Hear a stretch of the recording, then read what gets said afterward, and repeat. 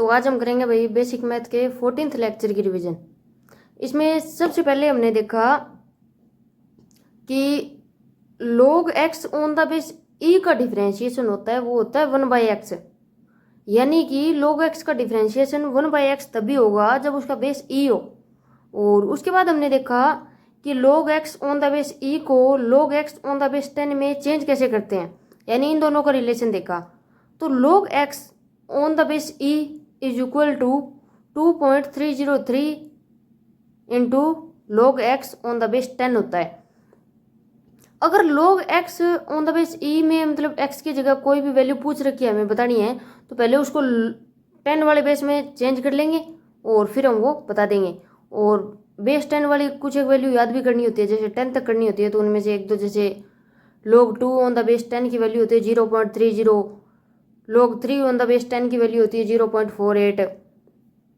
और उसके बाद हमने देखा कि पिछले लेक्चर में तो हमने देखा था log x to the power n on the base e होता है n into log x on the base e। यानी कि इसको तो सोल्व करेंगे तो जो x के ऊपर जो पावर थी, यानी कि जो log की वैल्यू के ऊपर पावर थी, वो आ जाएगी मल्टीप्लाई में। अब अगर log के बेस के ऊपर पावर दी हो तो उसको कैसे सोल्व करेंगे, जैसे log x on the base e to the power n अगर दिया हुआ है, तो जो n पावर है बेस की वो डिवाइड में आ जाएगी। यानी कि log x on the base e to the power n is equal to log x on the base e divide by n। इस तरीके से ये सोल्व हो जाएगा। एक था कि जैसे log x on the base y है, तो उसको जब RHS साइड लेके जाएंगे डिवाइड में, तो वो उल्टा हो जाएगा। जैसे अगर इस साइड है log x on the base y, तो is equal to 1/log y on the base x। यानी कि जो पहले log की वैल्यू थी वो अब log का बेस हो जाएगा, और जो पहले log का बेस था वो अब log की वैल्यू हो जाएगी। ये एक्सचेंज हो जाएंगे आपस में। उसके बाद हमने देखा एंटी log का कंसेप्ट। तो जैसे सर ने हमें बताया था कि पावर के कंसेप्ट से log बनता है, पावर के कंसेप्ट को log बोलते हैं। तो अब जब log वाले को दोबारा पावर के कंसेप्ट में चेंज कर देते हैं, उसी को एंटी log बोलते हैं। मतलब ये कोई ज़्यादा टफ चीज़ नहीं है। और उसके बाद देखा था हमने इंटीग्रेशन। तो इंटीग्रेशन क्या है, बहुत सारी यानी infinite number of small terms को ऐड करने का तरीका है। यानी कि छोटी छोटी बहुत सारी टर्म्स को ऐड करने का तरीका है इंटीग्रेशन। और जैसे डिफरेंशिएशन किसी ग्राफ में स्लोप बताता था, तो इंटीग्रेशन किसी ग्राफ में उस ग्राफ का या उस कर्व का एरिया बताएगा।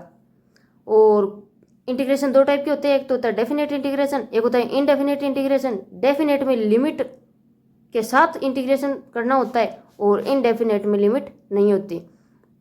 उसके बाद हमने कुछ एक प्रॉपर्टी देखी थी, जैसे कि अगर x to the power n का इंटीग्रेशन करना है, तो पावर में एक ऐड हो जाएगा, डिवाइड बाय ऐड होने के बाद जो पावर आएगी वो। जैसे x to the power n का अगर इंटीग्रेशन करना है तो होगा x to the power n plus 1 divide by n plus 1। इसकी एक कंडीशन है कि x की जो पावर है वो -1 कभी नहीं होनी चाहिए। जैसे 1/x का अगर हमें इंटीग्रेशन करना है तो उसका होगा simple log x on the base e। वैसे वो सोल्व नहीं होगा क्योंकि उसको ऊपर लेके जाएंगे तो उसकी पावर -1 हो जाएगी। और उसके बाद बात करते हैं जैसे साइन थीटा का integration minus cos theta, cos theta का integration sine theta, sec square theta का इंटीग्रेशन टेन थीटा। और अगर हमें लिमिट पुट करके जैसे 0 डिग्री से 90 डिग्री या 90 डिग्री से 270 डिग्री साइन थीटा या कोस थीटा की लिमिट बता के और हमें इंटीग्रेशन पूछ रखा है, या तो हमें सीधा सा पता है, ग्राफ पता होते हैं हमें साइन थीटा और कोस थीटा के, और ये भी पता है हमें कि 0 से लेकर 180 तक उस ग्राफ का एरिया +2 होता है, और उसके आगे मतलब वो डिक्रीमेंट में चला जाता है। तो अगर हमें साइन थीटा या कोस थीटा में लिमिट के हिसाब से इंटीग्रेशन पूछ रखा है, तो सिंपल हम ग्राफ से सोल्व करेंगे उस चीज़ को। यानी कि जैसे 0 डिग्री से 90 डिग्री तक अगर साइन थीटा को इंटीग्रेट करना है, तो हम उस ग्राफ में देखेंगे 0 से 90 डिग्री तक उस ग्राफ का एरिया क्या होता है, +2 होता है। नहीं, 0 से 90 डिग्री तक +1 होता है, 0 से 180 डिग्री तक +2 होता है। तो अगर ये साइन थीटा और कोस थीटा वाले इंटीग्रेशन को हम सिंपल ग्राफ से सोल्व करेंगे तो आसान रहेगा। और इंटीग्रेशन में बेसिकली हमने इतना ही पढ़ा था। एक पढ़ा था कि e to the power x का इंटीग्रेशन होता है e to the power x। एक जैसे पूछ रखा है इंटीग्रेशन ऑफ dx है तो उसका इंटीग्रेशन होगा x। यानी कि 1 का इंटीग्रेशन किसी के भी रिस्पेक्ट में, जिसके रिस्पेक्ट में पूछ रखा वही होता है। जैसे इंटीग्रेशन ऑफ dy तो होगा y, इंटीग्रेशन ऑफ dA तो होगा a, यानी उसके आगे कुछ नहीं है तो मतलब 1 हम एज्यूम कर सकते हैं। और इस लेक्चर में हमने इतना ही पढ़ा था।